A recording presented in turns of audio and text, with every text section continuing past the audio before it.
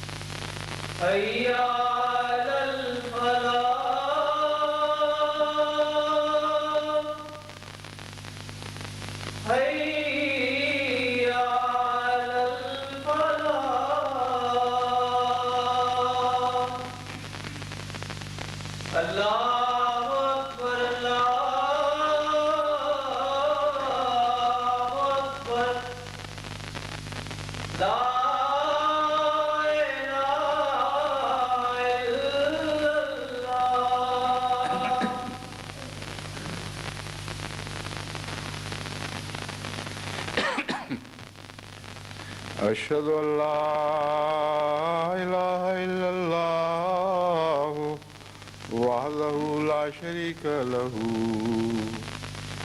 وأشهد أن محمدا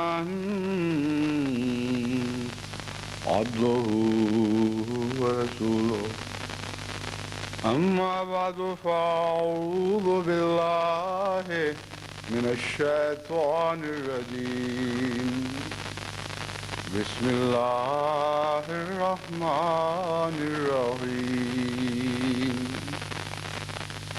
الحمد لله رب العالمين الرحمن الرحيم مالك يوم الدين إياك نعبد وإياك نستعين اهدنا الصراط المستقيم صراط الذين أنعمت عليهم غير المغضوب عليهم ولا الضالين.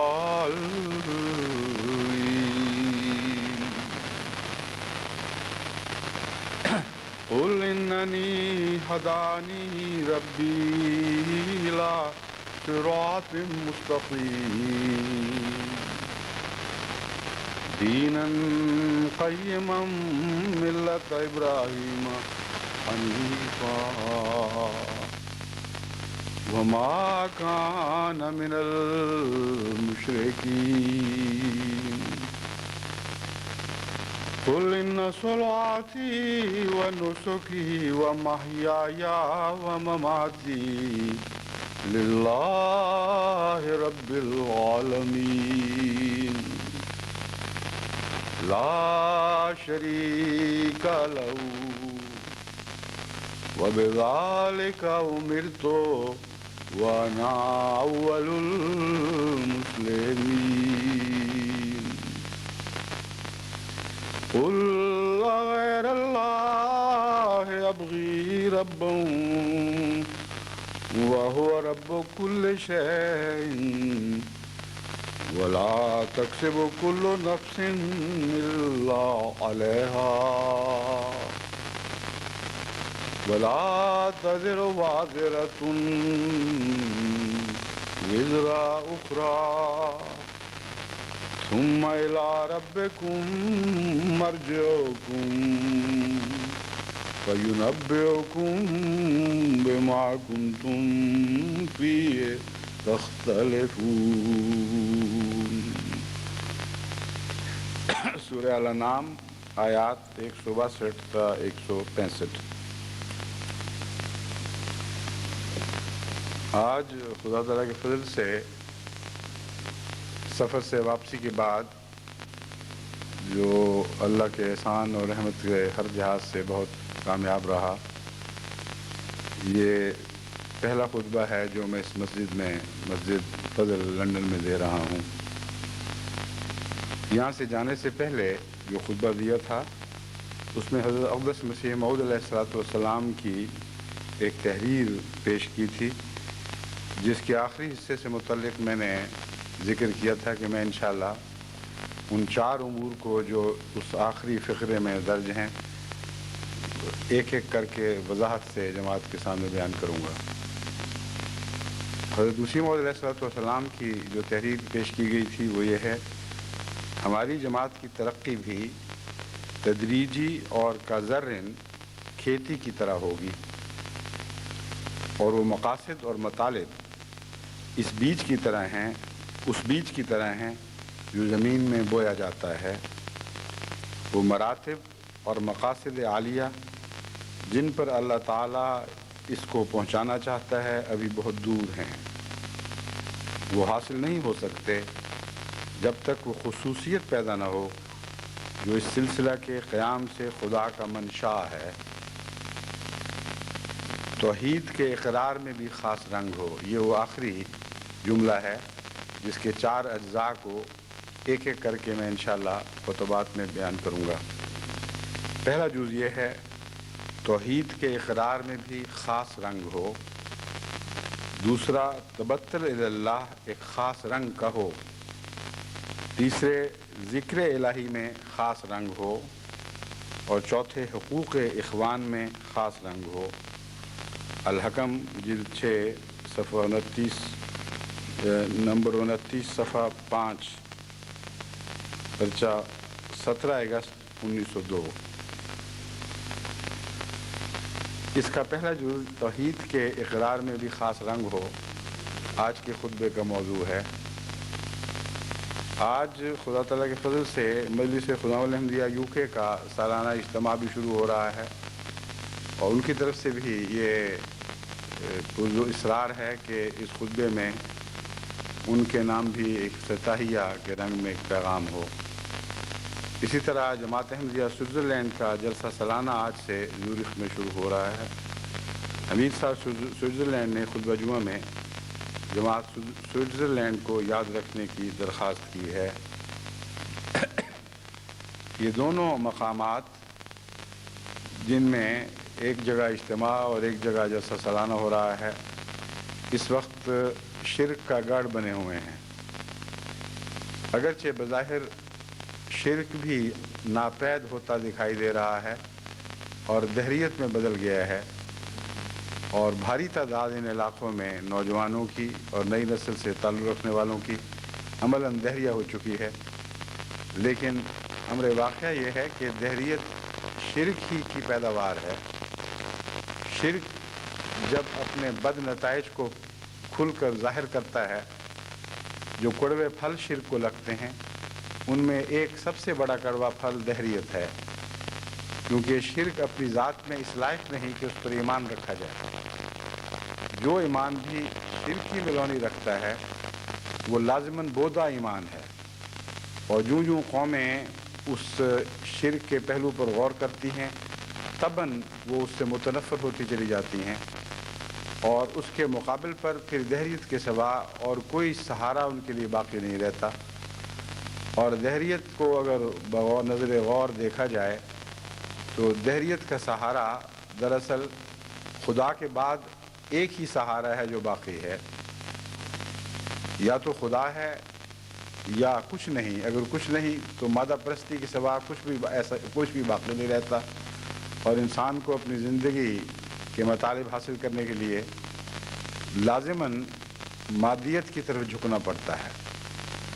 بس یہ شرک کا وہ شاخسانہ ہے جو انسان کو خالصتاً دنیا کا بنا کے رکھ دیتا ہے اور خدا سے اس کا تعلق کلیتاً کٹ جاتا ہے. اس پہلو سے آج کے خطبے کا تعلق ان دونوں تقریبات سے بہت گہرا ہے. یعنی موضوع توحید کا موضوع ہے اور ایسے ملک کے اجتماعات یا جلسے جو شرک یا ماجگاہ بنے رہے اور پھر دہریت پر جا کر ان کی تان ٹوٹی، ان ممالک کے لیے سب سے اہم، سب سے ضروری، سب سے زیادہ زندگی بخش پیغام توحید ہی کا پیغام ہے. اور اس کے بغیر ہماری دوسری تبلیغی کوششیں بالکل بے معنی اور بے حقیقت ہیں. ایسے لوگ جن کا خدا سے ایمان اٹھ چکا ہو، جن کا سب کچھ دنیا بن چکی ہو، ان سے آپ بائبل کی روح سے خواہ عہد نامہ قدیم ہو یا عہد نامہ جدید ہو یا دیگر الہی کتب کی روح سے بحثیں کریں تو یہ ایسی بات ہے جیسے بھینس کے سامنے بین بجانے کا محاورہ ہے. بھینس بیچاری کو کیا پتا کہ بین کیا ہوتی ہے. اس لیے بہت سے احمدی ان سرسری باتوں میں جو ان قوموں کے لیے سرسری ہیں اور ہمارے لیے اہمیت رکھتی ہیں، ان کے نقطۂ نگاہ سے دیکھیں تو ان سرسری باتوں میں اپنا سارا وقت ضائع کر دیتے ہیں اور نتیجتاً کچھ بھی حاصل نہیں ہوتا. اس لیے بیماری کی صحیح تشخیص ہونی چاہیے، اور بیماری کی صحیح تشخیص یہ ہے کہ توحید دنیا سے اٹھ چکی ہے، اور یہی تشخیص ہے جو اس مرض کے ہر پہلو پر صادق آ رہی ہے. یہ مذہب کے فرق کو نہیں دیکھ رہی، یہ وہ تشخیص ہے جو آج کل عالم پر صادق آ رہی ہے. ہندوؤں کو دیکھیں تو وہاں سے توحید کا اگر کوئی نشان تھا وہ اٹھ چکا ہے. یہودی بھی عملاً توحید کو چھوڑ کر مادہ پرست ہو چکے ہیں. مسلمانوں میں بھی کئی قسم کے شرک راہ پا گئے ہیں، اور مسلمان ممالک نے اپنی بقا کو خدا کی توحید سے نہیں بلکہ دنیا کے وسائل سے اور دنیا کی مسلطوں سے وابستہ کر دیا ہے. یہ شرک عدلیہ میں بھی راہ پا گیا ہے، اور ہر جگہ عدلیہ کی جڑیں اس شرک کی وجہ سے کھوکھلی ہوتی جا رہی ہیں. بسا اوقات عدلیہ ایک فیصلہ دیتی ہے اور فیصلہ دیتے وقت بظاہر ایسی زبان استعمال کرتی ہے جو قانوناً اس فیصلے کو کچھ معقولیت عطا کر دے، لیکن پس منظر میں کچھ اور معبود ہیں جن کی پرستش کی جا رہی ہوتی ہے. کہیں عوام الناس کے اوپر کیا اثر پڑے گا، یہ ایک بت ہے جو ان کے فیصلے پر اثر انداز ہو رہا ہوتا ہے. کہیں حکومت کے سربراہوں پر کیا اثر پڑے گا جنہوں نے عدلیہ کو کے پر فائز ججوں کی ترقیاں دینی ہیں، کسی کو مستقل جج بنانا ہے، کسی کو چیف جسٹس مقرر کرنا ہے. تو شرک ہی ہے جو ہر جگہ انسانی معاملات میں زہر گھول رہا ہے. اور حقیقت میں قرآن کریم نے جو اس زمانے کی قسم کھائی ہے جس میں گھاٹا ہی گھاٹا ہے، وہ یہی زمانہ ہے، اور شرک ہی ہے جس نے سارے ان عالم کو گھاٹے میں مبتلا کر دیا ہے. توحید سے متعلق اس سے پہلے بھی ایک میں نے خطبات کا سلسلہ شروع کیا تھا، لیکن یہ مضمون اتنا اہم ہے کہ بار بار جماعت کے سامنے پیش ہونا چاہیے اور بڑی وضاحت کے ساتھ جماعت کے سامنے اس کے ہر پہلو کو رکھنا چاہیے، کیونکہ اسی میں سارا دین ہے. سارے دین کا خلاصہ توحید ہی ہے. تبھی حضرت اقدس محمد مصطفیٰ صلی اللہ علیہ وآلہ وسلم نے دو مواقع پر، اور بھی ہوں گے لیکن دو حدیثیں میرے پیش نظر ہیں. ایک موقع پر حضرت ابو ہریرہ رضی اللہ تعالیٰ عنہ کو، اور ایک موقع پر ایک اور صحابی کو نصیحت فرمائی کہ لا الہ الا اللہ میں سب کچھ ہے. اگر تم لا الہ الا اللہ کا مطلب سمجھ جاؤ اور اس پر قائم ہو جاؤ تو اس سے نجات وابستہ ہے. حضرت ابو ہریرہ رضی اللہ تعالیٰ عنہ والی نصیحت سے متعلق یہ بیان ہوا ہے کہ حضرت عمر رضی اللہ تعالیٰ عنہ نے جب حضرت ابو ہریرہ کو یہ اعلان کرتے سنا من قال لا الہ الا اللہ فدخل الجنہ، کہ جس کسی نے بھی یہ اعلان کیا یا یہ اقرار کیا کہ اللہ کے سوا کوئی معبود نہیں، وہ ضرور جنت میں داخل ہوگا۔ تو حضرت عمر ان کو پکڑ کر، بیان کیا جاتا ہے گریبان سے پکڑ کر، حضرت صلی اللہ علیہ وآلہ وسلم کی خدمت میں واپس لائے اور یہ عرض کیا کہ یا رسول اللہ، یہ جو بات کہہ رہے ہیں یہ آپ نے فرمائی ہے؟ آپ نے فرمایا ہاں۔ حضرت عمر نے عرض کیا یا رسول اللہ، اس سے کچھ ناواقف لوگ یا انجان لوگ، لفظ مجھے یاد نہیں، مگر بہرحال مراد یہ تھی کہ کچھ لوگ دھوکے میں پڑ جائیں گے اور دین کو نقصان پہنچنے کا خطرہ ہے۔ وہ لوگ جو اس کے مطالب کو نہیں پا سکیں گے، وہ کچھ اور نہ سمجھ بیٹھیں۔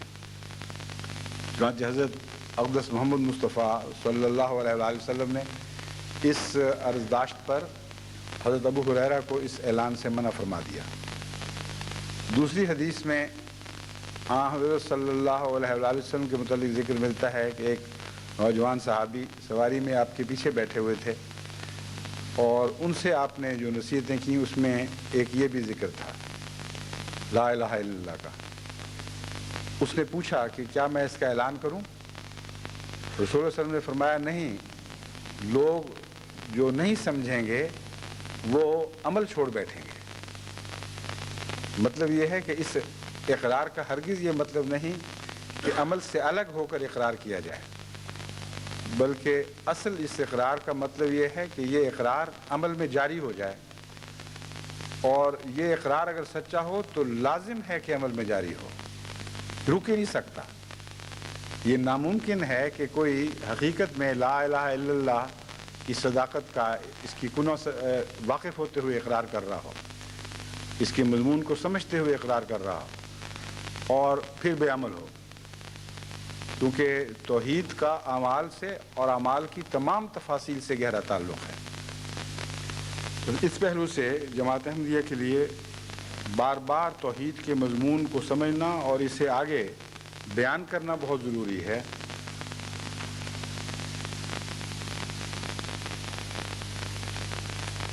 جو آیات میں نے آپ کے سامنے تلاوت کی ہیں، اب میں ان کا ترجمہ پیش کرتا ہوں۔ حضرت اقدس محمد مصطفیٰ صلی اللہ علیہ وآلہ وسلم کو مخاطب کرتے ہوئے اللہ جل شانہ فرماتا ہے قل اننی ہدانی ربی الی صراط مستقیم۔ اے محمد، یہ اعلان کر دے کہ مجھے میرے رب نے صراط مستقیم کی طرف ہدایت دے دی ہے یا صراط مستقیم پر چلا دیا ہے۔ وہ صراط مستقیم جو ہم 5 وقت کی نمازوں میں بار بار خدا سے طلب کرتے ہیں، اہدنا الصراط المستقیم۔ اے محمد، تو اعلان کر کہ میں اس صراط مستقیم کو پا چکا ہوں، اور وہ ہے کیا؟ دیناً قیمم، دین قیم ہے، ملت ابراہیم حنیفہ، ابراہیم جو حنیف تھا اس کی ملت جس دین پر قائم تھی، یہ وہ دین ہے۔ وما کان من المشرکین، اور ابراہیم کا تعارف اگر کرایا جائے تو اس کا خلاصہ اس سے بہتر نہیں ہو سکتا کہ وہ کسی پہلو سے بھی مشرک نہیں تھا۔ اگرچہ اسلام نے جتنا توحید پر زور دیا ہے اس کا عشر اشیر بھی دیگر مذاہب میں دکھائی نہیں دیتا، مگر کسی مسلمان کا یہ دعویٰ کرنا کہ اسلام ہی نے پہلی بار توحید کو پیش کیا ہے ہرگز درست نہیں، کیونکہ دین قیم جس کا اس آیت میں ذکر ملتا ہے، اس کی تعریف دوسری جگہ سورہ قیمہ بینہ میں اللہ تعالیٰ نے فرمائی ہے، اور وہ یہ ہے کہ وما امروا الا لیعبدوا اللہ مخلصین لہ الدین حنفاء، اور پھر وَيُقِيمُوا الصَّلَاةَ وَيُؤْتُوا الزَّكَاةَ وَذَلِكَ دِينُ الْقَيِّمَةِ، کہ دین قیمہ کیا ہے؟ وہ یہ ہے کہ تمام وہ مذاہب جن کی بنیاد کتاب پر رکھی گئی، یعنی کلام الہی پر رکھی گئی، ان تمام مذاہب کا خلاصہ یہ تھا کہ ان کو خدا تعالیٰ نے توحید اور خالص توحید پر جو حنیفاً کا پہلو رکھتی ہو قائم ہونے کی ہدایت فرمائی، جس میں دین کو خدا کے لیے خالص کر دیا گیا ہو۔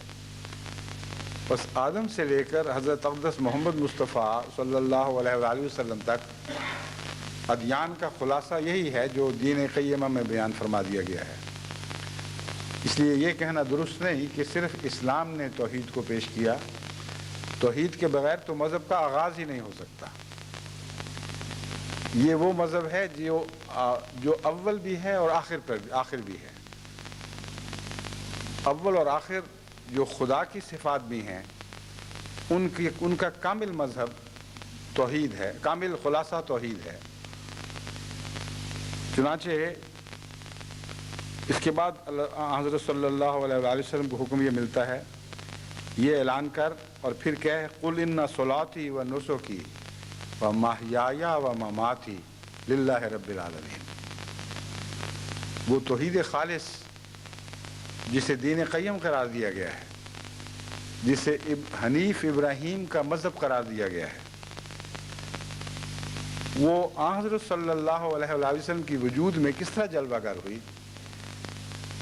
اللہ فرماتا ہے میں گواہی دیتا ہوں، اے محمد تو اعلان کر کہ اِنَّ صَلَاتِي وَنُسُكِي، میری عبادتیں اور میری تمام قربانیاں، وَمَحْيَايَ وَمَمَاتِي لِلَّهِ رَبِّ الْعَالَمِينَ، اور میری تو ساری زندگی، میرا جینا مرنا کلیتاً خدا کے لیے ہو گیا ہے۔ یہ توحید خالص کا طبی نتیجہ ہے، اور یہ وہ توحید خالص ہے جو حضرت اقدس محمد مصطفیٰ صلی اللہ علیہ وآلہ وسلم کے اقرار میں نہیں ٹھہری، بلکہ وہ اقرار آپ کی سارے وجود میں سرایت کر گیا۔ جب توحید خالص وجود میں سرایت کر جاتی ہے، خون میں دوڑنے لگتی ہے، تو کیسا وجود ظاہر ہوتا ہے؟ یہ وہ بیان ہے جو اس آیت میں ملتا ہے، اِنَّ صَلَاتِي وَنُسُكِي وَمَحْيَايَ وَمَمَاتِي۔ تو کہہ دے کہ میری تو ہر عبادت، ہر قسم کی عبادت، میری ہر قربانی اور ہر قسم کی قربانی، میرا جینا، میرا مرنا، سب کچھ خدا کے لیے ہو چکا ہے۔ غیر اللہ کی ایسی نفی اس کامل شان کے ساتھ آپ کو دوسرے انبیاء میں بھی دکھائی نہیں دے گی، مگر یہ مراد نہیں ہے کہ وہ موحد نہیں تھے۔ توحید نے درجہ بدرجہ ترقی کی ہے، رفتہ رفتہ نئی شان توحید میں پیدا ہوئی ہے۔ اس کا مفہوم زیادہ گہرائی کے ساتھ انسان کو سمجھایا گیا ہے، اور وہ مقام جس پر حضرت محمد مصطفیٰ صلی اللہ علیہ وآلہ وسلم فائز ہوئے، وہ توحید کا آخری مقام ہے۔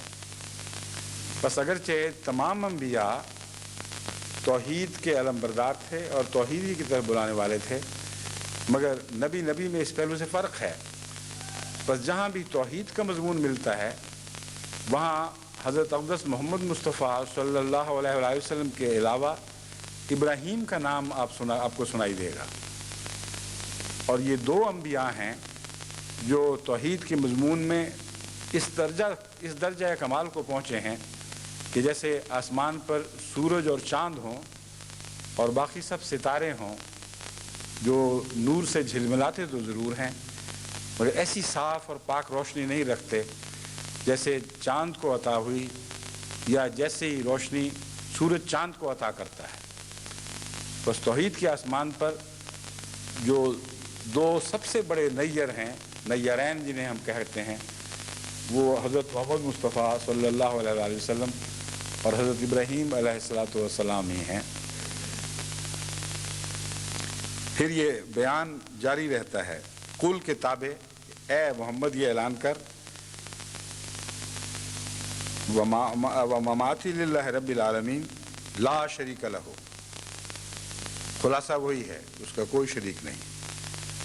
جس طرح پہلی آیت اس بات پر منتج ہوئی تھی، وَمَا كَانَ مِنَ الْمُشْرِكِينَ، وہی مضمون ہے جو حضرت محمد مصطفیٰ صلی اللہ علیہ وآلہ وسلم کی ذات کے حوالے سے سمجھایا جا رہا ہے کہ یہ اعلان کرنے کے بعد میرا سب کچھ خدا کے لیے ہو گیا۔ پھر خلاصہ یہ نکال، لا شریک لہ، اس کا کوئی شریک نہیں۔ وَبِذَالِكَ أُمِرْتُ وَأَنَا أَوَّلُ الْمُسْلِمِينَ، مجھے اسی کا حکم دیا گیا ہے اور میں پہلا مسلمان ہوں۔ بس جب میں نے یہ بیان کیا کہ توحید ہی میں خدا کی اولیت جلوہ گر ہے، اور توحید ہی میں خدا کے آخر ہونے کا مضمون بیان ہوا ہے، تو آن حضرت صلی اللہ علیہ وآلہ وسلم کی ذات کے حوالے سے یہ دونوں باتیں آن حضرت صلی اللہ علیہ وآلہ وسلم میں پائی جاتی ہیں۔ اب اول بھی ہیں اور آخر بھی ہیں، شارع بھی ہیں اور خاتم بھی ہیں۔ اس پہلو سے حضرت رسول اکرم صلی اللہ علیہ وآلہ وسلم کی ذات میں جو جلوہ گری توحید نے دکھائی ہے، کسی اور ذات میں ویسی جلوہ گری آپ کو نظر نہیں آئے گی۔ قل غیر اللہ ابغی ربا وہو رب کل شیء، کہہ دے خدا کے سوا میں کسی اور کو رب بنا لوں، جبکہ وہ ہر چیز کا رب خود ہے۔ ڈھونڈوں کہاں سے وہ وجود جس کا خدا رب نہ ہو؟ یہ مضمون ہے جو حقیقت میں بیان کیا جا رہا ہے۔ جدھر نظر پڑتی ہے سب کا رب خدا ہے۔ ساری کائنات میں ایک ذرہ بھی ایسا نہیں جس کا رب خدا نہ ہو۔ تو رب کو چھوڑ کر جو ربوبیت جن پر ظاہر ہوئی، ان کو میں کیوں رب بنا دوں؟ جب ہر جگہ وہی ہے تو پھر وہی میرا رب ہے، اس کے سوا کوئی رب ہو نہیں سکتا۔ وَهُوَ رَبُّ كُلِّ شَيْءٍ وَلَا تَكْسِبُ كُلُّ نَفْسٍ إِلَّا عَلَيْهَا، اور جہاں تک رب کے سوا دوسری مخلوق یا کائنات کا تعلق ہے، ان کے اوپر تو یہ قانون جاری ہے وَلَا تَكْسِبُ كُلُّ نَفْسٍ إِلَّا عَلَيْهَا، کوئی جان، کوئی باشعور ہستی اس سے ایسا کام نہیں کرے گی جس کے متعلق اس کو ذمہ دار قرار نہ دیا جائے۔ لا تکسب میں نے کمائے گی نہیں، الا علیہا، مگر اس کی ذمہ داری اس پر ڈالی جائے گی۔ بس دو دلیلیں اس شرک کے خلاف بیان فرمائی گئیں کہ خدا کے سوا کسی اور کو رب سمجھ لو۔ ہر وجود کا رب خدا ہے، یہ پہلی دلیل ہے، اور جو خود ایک رب کا محتاج ہو اس کو رب بننے کا حق ہی کوئی نہیں۔ دوسری بات یہ کہ ہر شخص جواب دہ ہے کسی کو، اور اللہ کسی کو جواب دہ نہیں ہے۔ ہر شخص جو عمل کرتا ہے اس عمل کے بارے میں اس سے پوچھا جائے گا، اور اسے خمیازہ بھگتنا پڑے گا۔ وَلَا تَزِرُ وَازِرَةٌ وِزْرَ أُخْرَىٰ، اور کوئی دوسری جان کسی اور جان کا بوجھ نہیں اٹھا سکے گی۔ بعض لوگ مثلا ہندو یہ کہتے ہیں کہ ہم ہیں تو توحید کے قائل، آخری صورت میں ایک ہی خدا ہے، مگر یہ جو بت ہیں، یہ جن ناموں سے منسوب ہو رہے ہیں، وہ چھوٹے چھوٹے ایسے خدا ہیں جو ہمارے بوجھ اٹھا لیں گے، ہماری طرف سے خدا تعالیٰ کے حضور شفاعت کر کے ہمارے گناہ معاف کروا دیں گے، اور ان سے تعلق کے نتیجے میں ہمیں جو فائدہ پہنچتا ہے وہ ایسا ہی ہے جیسے آپ کسی سواری پر بوجھ ڈال دیتے ہیں، تو یہ ہمارے لیے سواریاں سی ہیں جو ہمیں خدا تک لے کے جاتی ہیں اور ہمارے بوجھ اٹھا لیتی ہیں۔ اس قسم کے فلسفیانہ جواب دینے کی کوشش کی جاتی ہے۔ مجھے خود تجربہ ہے، ڈلہوزی میں ایک دفعہ بہت بچپن کے زمانے میں جب میں اسکول میں تھا، ایک ہندو سے تبلیغی گفتگو ہو رہی تھی، ایک خوبصورت جگہ میں سیر پہ گیا ہوا تھا، اس نے یہی بات مجھ سے کی، اور وہی بات ہے جو میرے ذہن پر نقش ہوئی کہ یہ اس طرح شرک کے لیے عذر تلاشتے ہیں۔ اس نے کہا تمہارے بھی تو ولی ہوتے ہیں تمہیں خدا تک پہنچانے والے، یہ جو بت ہیں یہ تو صرف نمائندگی کرتے ہیں بعض ایسے وجودوں کی جو ہم اپنے تعلق کی رعایت کرتے ہوئے جو ان سے تعلق رکھتا ہے اس کو خدا تک لے جاتے ہیں، تو یہ شرک نہیں ہے۔ مگر قرآن کریم نے اسی مضمون کو اس طرح کھول کر بیان فرمایا ہے کہ ہر شخص اپنے اعمال کا خود ذمہ دار ہوگا، اور ہر جان اپنے اعمال کی خود ذمہ دار ہے۔ یہ جو پہلا اعلان ہے اس کا مشاہدہ قدرت سے تعلق ہے، صرف مذہبی اعمال کی بات نہیں ہو رہی بلکہ ایک دلیل ہے۔ آپ جب کائنات پر غور کرتے ہیں تو ہر چیز جو متحرک ہے، ہر چیز جو جان رکھتی ہے، وہ ہر کام جو فعل جو کرتی ہے اس کی ذمہ دار بن جاتی ہے۔ اگر کوئی جانور غفلت کی حالت میں جنگل میں زندگی بسر کرتا ہے تو شیر کا شکار ہو جاتا ہے یا دوسرے جانوروں کا. کوئی اندھا دھند دوڑتا ہے تو بسا اوقات گڑھوں میں گر پڑتا ہے. یہ تو بہت معمولی کھلی مثالیں ہیں، لیکن تفصیل کے ساتھ آپ ساری کائنات، سارے نظام عالم پر غور کریں تو یہی مضمون آپ کو دکھائی دے گا کہ کل شین رب کل شین ولا تکسب کل نفس الا علیہا. کوئی جان بھی ایسی دکھائی نہیں دے گی جو اپنے روزمرہ کے اعمال کی ذمہ دار نہ بنتی ہو، اور جب وہ غلطی کرتی ہے اس کی سزا بھگتتی ہے. دوسرا پہلو ہے مثبت، گناہوں سے خصوصیت سے تعلق رکھنے والا.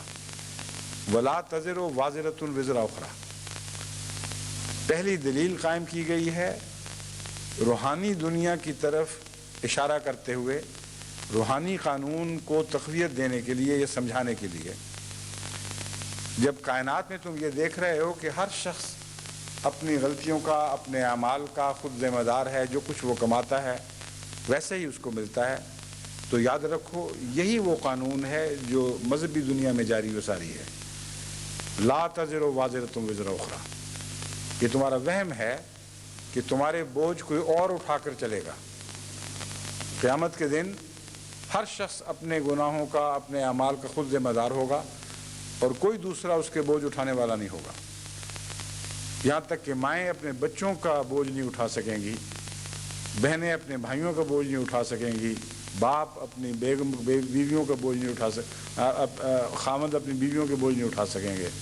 ہر شخص اکیلا رہ جائے گا. اور اسی مضمون کو یوں بیان فرمایا گیا کہ جیسے تم دنیا میں اکیلے آئے تھے، اسی طرح اکیلے خدا کے حضور حاضر ہوگے اور تمہارا اور کوئی مددگار نہیں ہوگا. ثم الی ربکم مرجعکم. پھر ایسی حالت میں تمہارا خدا کی طرف، تم اپنے رب کی طرف لوٹنا ہے. فینبئکم بما کنتم فیہ تختلفون. اور وہ تمہیں بتائے گا ان امور سے متعلق جن میں تم اس دنیا میں اختلاف کیا کرتے تھے. تو توحید کی یہ تعلیم قرآن کریم نے ابراہیم علیہ السلام کے حوالے سے حضرت اقدس محمد مصطفیٰ صلی اللہ علیہ وسلم کو سکھلائی، اور اس کے بعد عملی طور پر توحید کا علمبردار حضرت محمد مصطفیٰ صلی اللہ علیہ وسلم کو پیش کر کے ابراہیم کا حوالہ چھوڑ دیا، اور تمام تر ذکر حضرت محمد مصطفیٰ صلی اللہ علیہ وسلم کا شروع ہو گیا. ابراہیم علیہ السلام و توحید کا مقام غیر معمولی تھا، اس لیے اللہ تعالیٰ کا احسان ہے کہ حضرت صلی اللہ علیہ وسلم کے ذکر کے ساتھ تاریخی طور پر حضرت ابراہیم علیہ السلام کا نام زندہ رکھا جاتا ہے. اور یہ ایک بائبل کی پیشگوئی بھی تھی کہ آئندہ آنے والا ایک ایسا نبی ہوگا جس کی وجہ سے تیرے نام پر آخرت میں، آخرین میں سلام بھیجا جائے گا. بس اسی پیشگوئی کا مصداق حضرت ابراہیم علیہ السلام بنے، اور اللہ تعالیٰ نے یہ وعدہ اس طرح پورا فرمایا کہ توحید کے مضمون کو جہاں جہاں بھی ملتا ہے الا ماشاء اللہ واضح طور پر ابراہیم علیہ السلام کے نام کے ساتھ باندھا گیا ہے یا آپ کی صفات کے نام کے ساتھ باندھا گیا ہے. حنیفہ جب فرمایا جاتا ہے تو سب سے زیادہ واضح طور پر حضرت ابراہیم علیہ السلام کا تصور ذہن میں ابھرتا ہے، کیونکہ آپ کے نام کے ساتھ حنیف کا مضمون قرآن کریم نے بڑی مضبوطی سے باندھ دیا ہے، یہاں تک کہ ایک ہی وجود کے دو نام بن گئے ہیں. ابراہیم کہہ دیں یا حنیف کہہ دیں، دونوں صورتوں میں ذہن حضرت ابراہیم علیہ السلام کی طرف منتقل ہوتا ہے. بس تاریخی لحاظ سے حضرت ابراہیم کا نام ایک مواحد کے طور پر پیش فرمایا گیا، لیکن عملی تعلیم کی روح سے اور توحید کا اپنی تمام باریکیوں کے ساتھ اور تمام لطافتوں کے ساتھ انسان کے وجود میں جاری و ساری ہونے کے مضمون کو حضرت محمد مصطفیٰ صلی اللہ علیہ وسلم کے حوالے سے پیش فرمایا گیا ہے. اس پہلو سے اگر ہم اس مضمون پر مزید غور کرنا چاہتے ہیں تو لازماً ہمیں حضرت اقدس محمد رسول اللہ صلی اللہ علیہ وآلہ وسلم کی طرف رجوع کرنا ہوگا، اور وہ دو طرح سے ہو سکتا ہے۔ ایک یہ کہ توحید سے متعلق آپ کے ارشادات کا گہری نظر سے مطالعہ کیا جائے، دوسرے توحید کے نتیجے میں آپ کو جو وجود ابھرا ہے، جو تشخص قائم ہوا ہے، اس پر غور کیا جائے، اور تیسرے توحید کے لیے جیسی محبت اور والہیت اور جیسا عشق حضرت صلی اللہ علیہ وآلہ وسلم کے دل میں موجود تھا، وہ جہاں جہاں جلوہ گر ہوا ہے، جس وقت وہ جوش کے ساتھ ابلا ہے اور باہر دکھائی دیا ہے، چھلک آیا ہے، ان نظاروں کو دیکھا جائے تو پتہ چلے گا کہ حضرت صلی اللہ علیہ وآلہ وسلم کس مرتبے اور کس مقام کے مجاہد تھے، اور کیسا توحید آپ کے سینے میں ایک سمندر کی طرح موجود تھی۔ یہ وہ پہلو ہیں جن کو احادیث کے حوالے سے میں آپ کے سامنے رکھوں گا۔ یہ وہ مضمون ہے جو ایک خطبے میں تو ختم نہیں ہو سکتا، کچھ حوالے چھوڑتا جاؤں گا، کچھ چن لوں گا، اس طرح کوشش کروں گا کہ تھوڑے وقت میں اس کے تمام اہم پہلو آپ کے سامنے رکھ دوں، کیونکہ اسی حوالے میں ہماری زندگی ہے۔ حضرت محمد مصطفیٰ صلی اللہ علیہ وآلہ وسلم کے مواحد ہونے کے حوالے میں ہمارے تمام تر مطالب اور تمام تر مقاصد داخل ہیں، اور اسی سے ہم زندگی کا راز پا سکتے ہیں۔ یہی وہ راہ ہے جو ہمیں موت سے بچا سکتی ہے، یہی وہ سرچشمہ ہے جس سے پانی پی کر ہم ابدی زندگی حاصل کر سکتے ہیں، اور یہی ایک وہ سرچشمہ ہے جس کی طرف دنیا کے پیاسوں کو بلا کر ہم دنیا کی پیاس بجھا سکتے ہیں۔ بس میں حضرت صلی اللہ علیہ وآلہ وسلم نے جو توحید کا مضمون بیان فرمایا ہے، اس میں سے چند پہلو آپ کے سامنے رکھتا ہوں، کیونکہ یہ وہ مضمون ہے جو بہت وسیع ہے، بڑی کثرت سے احادیث میں اس مضمون کا ذکر ملتا ہے۔ میں نے چند احادیث آج کے خطاب کے لیے چنی ہیں۔ بخاری کتاب ایمان باب امور الایمان، اور اسی طرح مسلم میں یہ حدیث ہے، حضرت ابو ذر سے روایت ہے، وہ بیان کرتے ہیں کہ حضرت صلی اللہ علیہ وآلہ وسلم نے فرمایا، ایمان کی کچھ اوپر 70 یا کچھ اوپر 60 شاخیں ہیں۔ یہ جو کچھ اوپر 70 اور کچھ اوپر 60 بیان کیا گیا ہے، یہ مراد نہیں ہے کہ رسول اللہ صلی اللہ علیہ وسلم نے یہ فرمایا کہ 70 یا 60 سے اوپر، مراد یہ ہے کہ راوی جو بیان کرتا ہے وہ احتیاط کے تقاضے پورے کرتے ہوئے یہ بتانا چاہتا ہے کہ مجھے پوری طرح قطعی طور پر یاد نہیں کہ 70 ہی فرمایا تھا یا 60 فرمایا تھا، لیکن میرا ذہن زیادہ 70 کی طرف مائل ہے، اس لیے 70 کے عدد کو میں پہلے بیان کرتا ہوں، اور ہو سکتا ہے 60 فرمایا گیا ہو، اس کو میں قطعاً خارج از امکان نہیں کر سکتا، یہ نہیں کہہ سکتا کہ 60 نہیں فرمایا۔ تو یہ طرز بیان ہے احتیاط کی۔ فرمایا کہ حضرت صلی اللہ علیہ وآلہ وسلم نے فرمایا، ایمان کی کچھ اوپر 70 یا کچھ اوپر 60 شاخیں ہیں، ان میں سب سے افضل لا الہ الا اللہ کہنا ہے، اور ان میں سے کم تر راستے میں سے تکلیف دہ چیزوں کا ہٹانا ہے، اور حیا بھی ایمان کی ہی ایک شاخ ہے۔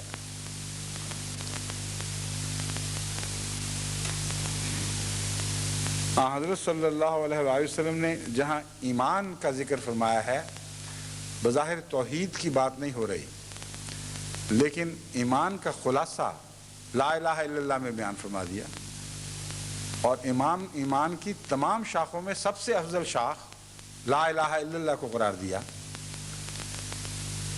اور جیسا کہ بعض دوسری احادیث پر غور کرنے سے پتہ چلتا ہے، لا الہ الا اللہ ہی کی وہ شاخ ہے جس کے سائے میں باقی سب شاخیں پل رہی ہیں، اس ایک شاخ کے وجود کا حصہ ہیں وہ شاخیں دراصل۔ بس ایمان کی 70 سے اوپر شاخیں ہونا، اور ان میں سب سے افضل اور سب سے اہم لا الہ الا اللہ کا اقرار ہے کہنا، ثابت کرتا ہے کہ توحید کو ایمان میں سب سے زیادہ مرکزیت اور سب سے زیادہ افضلیت حاصل ہے، اس سے اوپر ایمان کی تعریف ممکن نہیں ہے۔ پھر فرمایا کم سے کم تر اس کی تکلیف دہ چیزوں کا رستے سے ہٹانا ہے۔ در حقیقت یہ بھی توحید ہی کا پرتو ہے۔ توحید ہی کے نتیجے میں ایمان رفتہ رفتہ بنی نوع انسان کی بھلائی میں تبدیل ہونا شروع ہوتا ہے۔ توحید ہی کے نتیجے میں انسان کے انسان سے معاملات کی تعلیم ابھر کر سامنے آتی ہے، اور پھر توحید کی پرورش سے یہ پھولتی اور پھلتی ہے۔ یہ مضمون بہت تفصیلی اور گہرا مضمون ہے۔ بہت سے ایسے قرآن کریم میں حوالے اور احادیث میں حوالے موجود ہیں جن سے قطعی طور پر یہ ثابت کیا جا سکتا ہے کہ توحید کی نشو و نما میں بنی نوع انسان کے ساتھ تعلقات کی نشو و نما ہی نہیں، بلکہ کل موجودات سے تعلقات کی نشو و نما کا مضمون ملتا ہے۔ یعنی یہ سب چیزیں توحید سے وابستہ ہیں، اور توحید چونکہ خدا تعالیٰ کی ذات سے براہ راست تعلق کا نام ہے، اس لیے سب سے بالا مضمون وہی ہے۔ اور جو نیچے اترتے ہیں، خدمت خلق کے کاموں میں آپ داخل ہوتے ہیں، کچھ کام ایسے ہیں جو مثبت معنی رکھتے ہیں، کچھ ایسے ہیں جو منفی معنی رکھتے ہیں۔ مثبت معنوں میں ایسی خدمتیں کرنا جس کے نتیجے میں قوموں کے اخلاق درست ہوں، ان کے زندگی کے تمام پہلو پر نیک اثرات مترتب ہوں، اور پھر خوراک وغیرہ کے ذریعے، دوسری امداد کے ذریعے انسانوں کی مدد کرنا، یہ سارے مثبت پہلو ہیں۔ اور منفی پہلوؤں میں یہ ہے کہ قوم کو کسی کے شر سے بچایا جائے، سب سے پہلے اپنے شر سے بچایا جائے، پھر یہی قوم جو ہے یہ وسعت اختیار کر جاتی ہے، تمام بنی نوع انسان اس تعلق میں داخل ہو جاتے ہیں، اور تمام بنی نوع انسان کو انسان اپنے شر سے محفوظ رکھے، یہ بھی توحید ہی کی ایک شاخ ہے۔ پھر اس سے آگے چل کر تمام جانور اس میں داخل ہو جاتے ہیں، تمام زیرو داخل ہو جاتے ہیں۔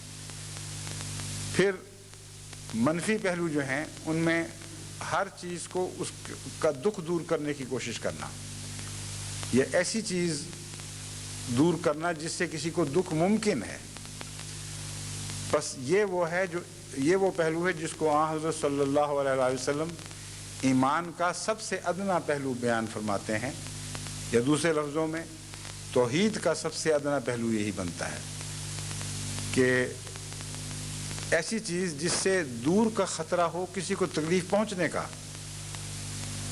وہ بھی رستے سے ہٹا دو تاکہ دنیا امن کا گہوارہ بن جائے۔ بس اس حدیث کے مضمون پر اگر آپ غور کریں تو ساری دنیا کی امن کی تعلیم کا خلاصہ اس حدیث میں بیان فرما دیا گیا ہے۔ وہ غلام محمد مصطفیٰ صلی اللہ علیہ وسلم جو یہ بھی پسند نہیں کرتا کہ اتفاقاً پڑا ہوا رستے کا کانٹا کسی وجود کو چبھ جائے، خواہ وہ انسان ہو یا جانور ہو، وہ یہ کیسے پسند کر سکتا ہے کہ اس سے کسی دوسرے انسان کو تکلیف پہنچے، اور کسی کی دل آزاری کا گمان کیسے وہ کر سکتا ہے؟ یعنی جو کانٹے کو بھی پسند نہیں کرتا، جو کہیں اتفاقاً پڑا ہوا رہ گیا ہے یا اگ گیا ہے رستے میں، کہ اس سے کسی چلنے پھرنے والے زیرو کو تکلیف پہنچ جائے، وہ یہ کیسے سوچ سکتا ہے کہ میں کسی کی راہ میں کانٹے بو دوں یا میرے وجود سے کسی اور وجود کو تکلیف پہنچ سکے؟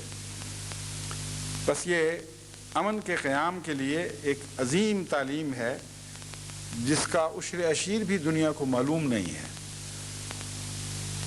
ان کے لیے یہ تصور ایسی بات ہے جیسے آسمان کی بلندیوں پر کوئی چیز اڑ رہی ہے جس تک آپ کی کوئی نظر نہیں، کوئی اس سے تعلق نہیں، کوئی واسطہ نہیں، پتہ بھی لگے ہے کوئی چیز تو آپ کہتے ہیں ہمیں کیسے ہوگی کوئی دور آسمان پر چیز بیٹھی ہوئی۔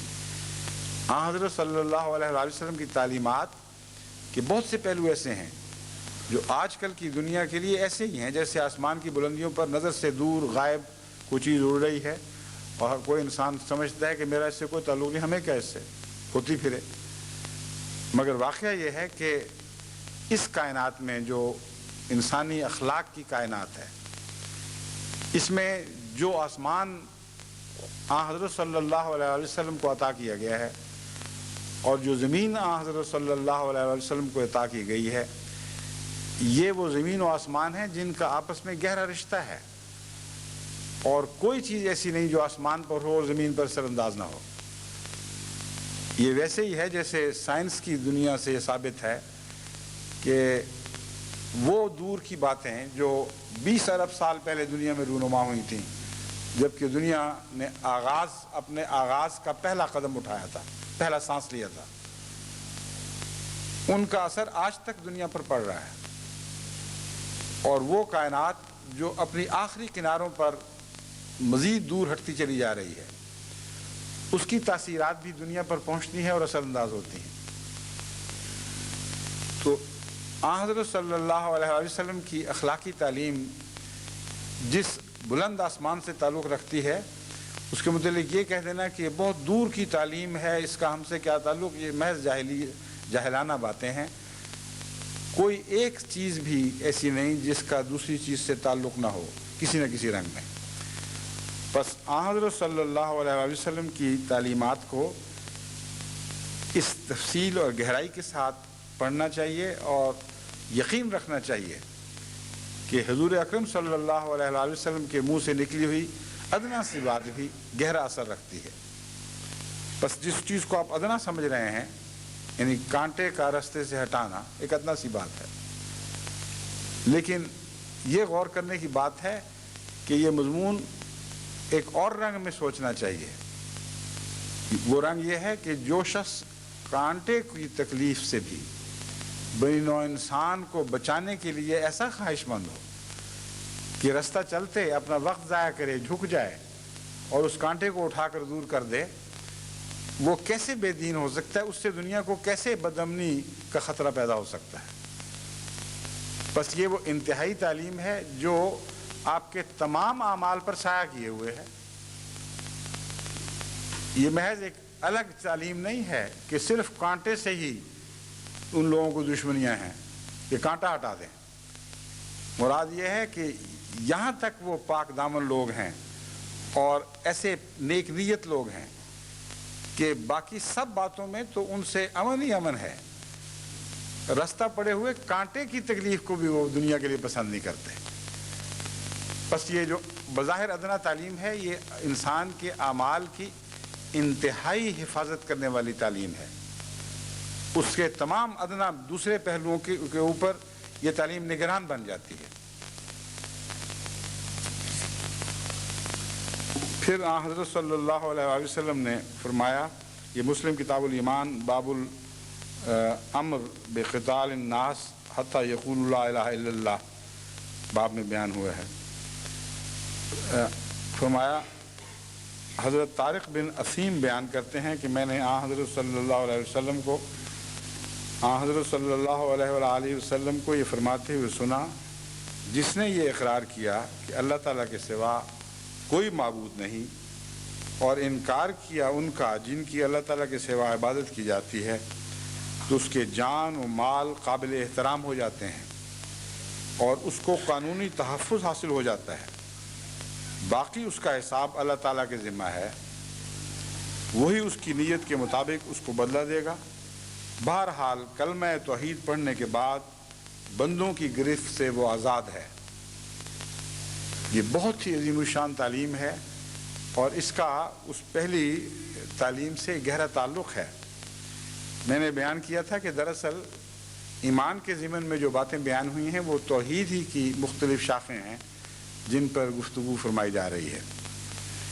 یہاں ایمان کی بحث نہیں بلکہ خالصتاً توحید کی بحث ہے، اور توحید کی تعریف یہ بیان فرمائی گئی ہے کہ انسان جو توحید پر قائم ہو، اس کا جان مال، اس کی عزت دوسروں پر حرام ہو جاتی ہے۔ سوال یہ ہے کہ کیوں حرام ہو جاتی ہے؟ میں اگر موحد ہوں تو میری عزت، میری جان، میرا مال، میری دلچسپی، زندگی کی دلچسپی کی چیزیں ان غیروں پر کیسے حرام ہو گئیں جو موحد نہیں ہیں، جو مشرک ہیں؟ یہ سوچنے والی بات ہے، ورنہ کوئی کہہ سکتا ہے کہ یہ فضول دعویٰ ہے، بے معنی دعویٰ ہے، تم ایمان لاؤ توحید پر، لاتے پھرو، ہم پر کیوں تمہاری جان مال حرام ہو گئے؟ اس کا جواب یہ ہے کہ مواحد کے اوپر دوسروں کے جان و مال حرام ہوتے ہیں، اس کے بغیر یہ نتیجہ نکل ہی نہیں سکتا۔ حقیقی توحید پرست وہ ہے جس پر ہر دوسرے انسان کی عزت لوٹنا حرام، ہر دوسرے انسان کی جان لینا حرام، ہر دوسرے انسان کا مال کھانا حرام، اس کی ہر چیز کا وہ امین بن جاتا ہے۔ اور یہی امانت کی روح ہے جو متقابل یہ تقاضا کرتی ہے کہ میں جب تمہاری جان مال عزت تمہاری آبرو ہر چیز کا امین بن گیا ہوں اور میری طرف سے تمہاری کسی چیز کو بھی کوئی خطرہ نہیں، تو پھر تمہارا کیا حق ہے کہ تم مجھے غیر نظر سے دیکھو اور مجھے ٹیڑھی نظر سے دیکھو؟ بس آن حضرت صلی اللہ علیہ وآلہ وسلم نے بعض نتائج اخذ فرمائے ہیں، ان پر اگر آپ غور کریں تو ان نتائج کی دلیل آپ کے کلام کے اندر موجود ہے، محض دعویٰ نہیں ہے بلکہ وہ کلام اپنے ساتھ اپنی دلیل رکھتا ہے۔ فرمایا باقی اس کا حساب اللہ تعالیٰ کے ذمہ ہے۔ یعنی ایک شخص جو اقرار کرتا ہے کہ خدا ایک ہے، اس کا تبھی نتیجہ یہ نکلے گا کہ بنی نوع انسان کے نزدیک اسے محترم ہو جانا چاہیے اور اس کا ایک ایسا تشخص ابھرنا چاہیے کہ جس کے نتیجے میں سب دنیا سمجھے کہ اس پر ہمارا کوئی حق نہیں،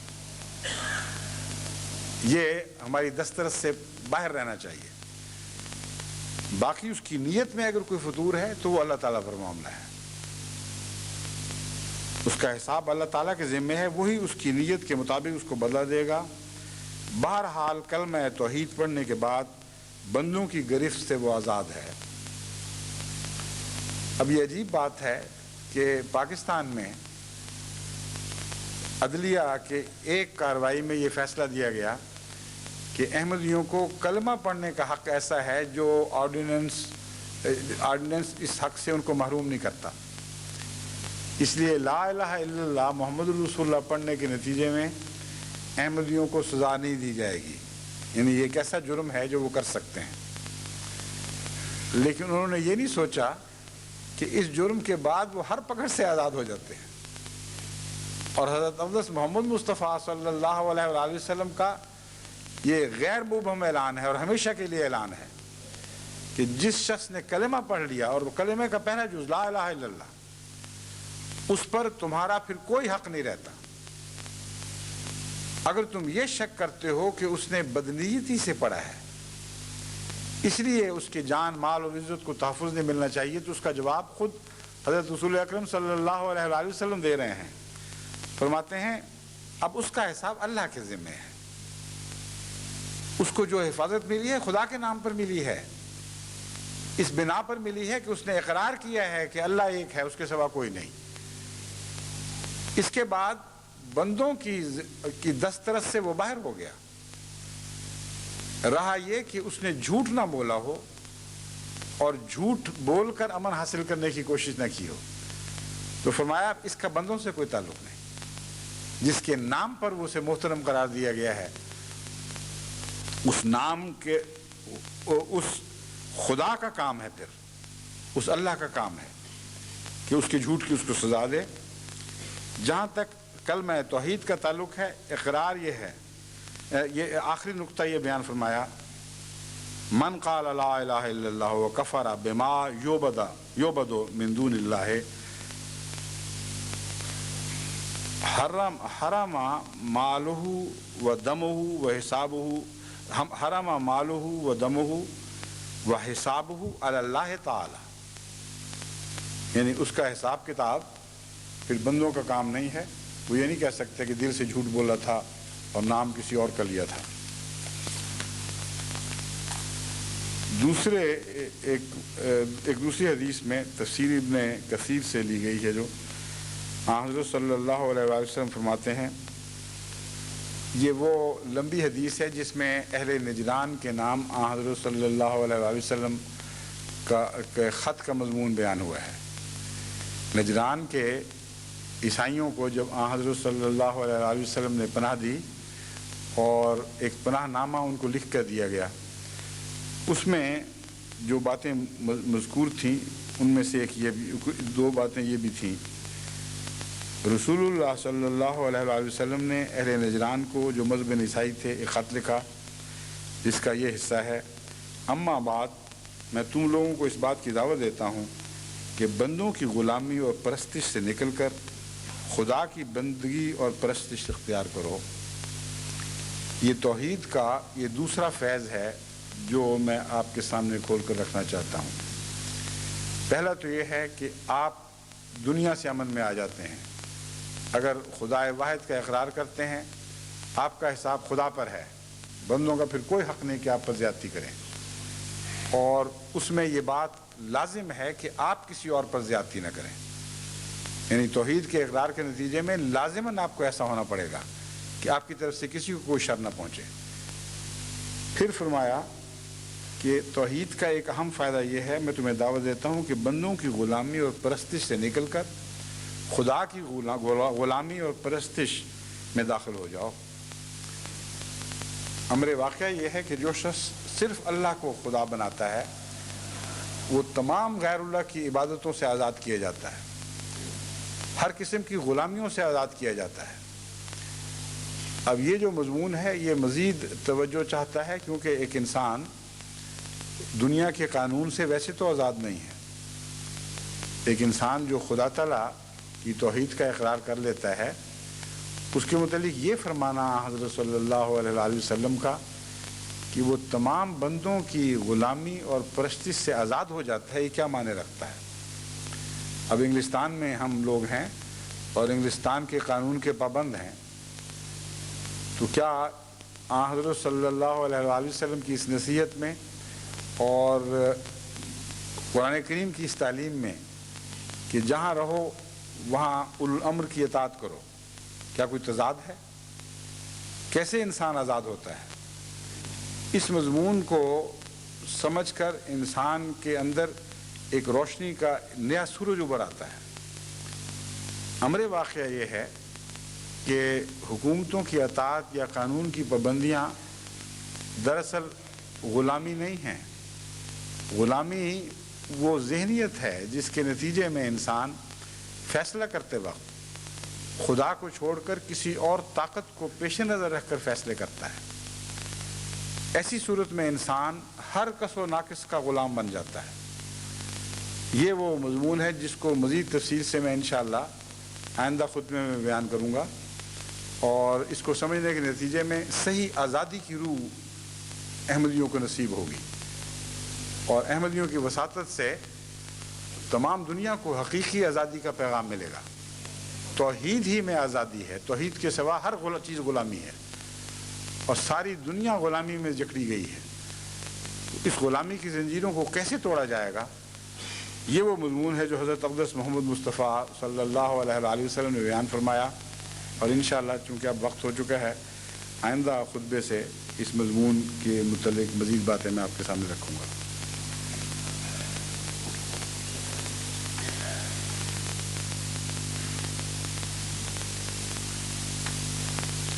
ہاں، جو آیت میں نے قرآن کریم کی پڑھی تھی، ایک لفظ دین قیم بھی ہے، اور یہی مضمون قیامم کے لفظ سے بھی ادا کیا جاتا ہے۔ تو چونکہ قیم کی عادت تھی، مجھے بتایا گیا کہ میں غلطی سے دینن قیمم پڑھ گیا ہوں، حالانکہ قرآن کریم کی اس آیت میں قیامن کا لفظ ہے، قیمن کا نہیں۔ تو اس تلفظ کی غلطی کو درست فرما لیا جائے۔ مانن، قیمن و قیمن میں اگر فرق ہے تو بہت معمولی، تقریباً ایک ہی چیز کے دو نام ہیں، اور قرآن کریم کی جس چھوٹی صورت کا حوالہ دیا تھا اس میں قیمن کا لفظ یہ ہے، دینن قیمن، اور مضمون وہی ہے جو قیمن میں بیان ہوا ہے۔ اس لیے اگرچہ مانن کوئی فرق نہیں پڑا، لیکن قرآن کریم کی تقدس کا تقاضا ہے کہ ادنا سی زیر زبر کی غلطی بھی نہ ہو، سوائے اس کے کہ لا علمی میں انسان سے ہو جائے، جس کو خدا تعالیٰ جس کو معاف فرما دیتا ہے۔ تو یاد رکھیں کہ اس آیت کریمہ کو درست کر لیا جائے۔ قیامن لفظ ہے یہاں، دینن قیامن، نہ کہ دینن قیمن۔ میں ممنون ہوں منیر احمد جاوید کا، جنہوں نے لکھ کر یہ اسی خطبے میں توجہ دلا دی، ورنہ اگلے خطبے تک ایک ہفتے تک کئی لوگوں کو غلط فہمی ہو سکتی تھی۔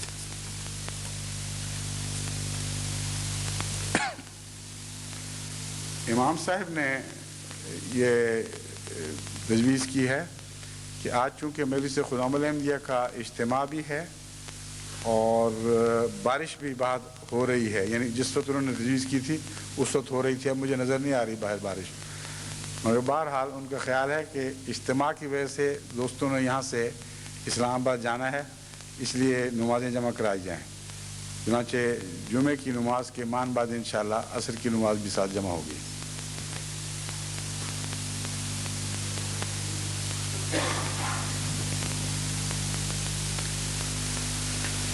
الحمد للہ نحمدہ ونستعینہ ونستغفرہ ونؤمن بہ ونتوکل علیہ ونعوذ باللہ من شرور انفسنا ومن سیئات اعمالنا من یہدہ اللہ فلا مضل لہ ومن یضللہ فلا ہادی لہ ونشهد أن لا إله إلا الله وحده لا شريك له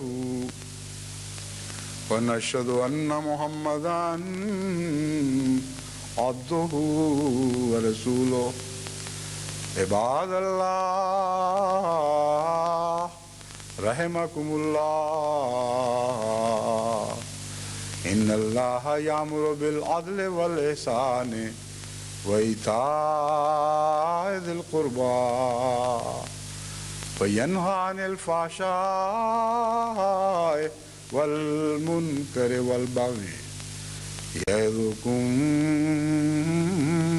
لعلكم تذكرون اذكروا الله يذكركم وادعوه يستجب لكم